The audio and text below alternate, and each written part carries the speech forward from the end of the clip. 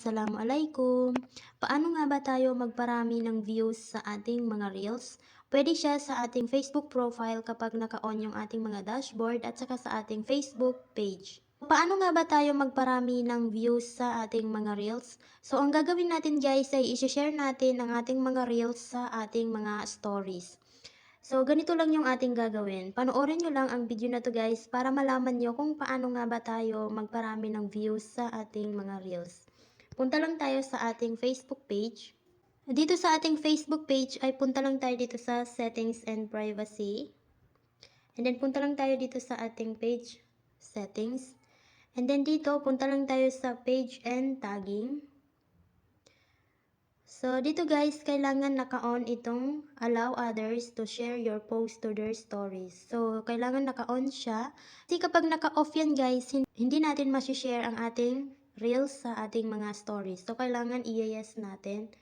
So, i-click lang natin tong yes. So, ayan. Kapag okay na yan, punta lang tayo sa ating mga reels. Dito sa ating mga reels guys, ay mamimili lang tayo dito ng ating gustong ilalagay sa ating mga stories. So, halimbawa ito yung ating ilalagay. So, i-click lang natin.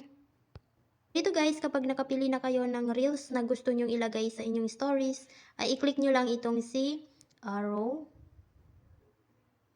So, dito guys, ay i-click lang natin itong your stories.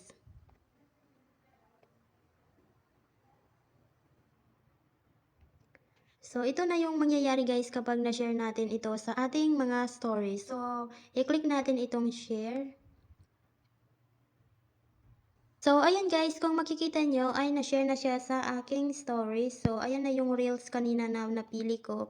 So, kapag i-click nila to guys, ay magiging ganito yung itsura niya. So, ganyan.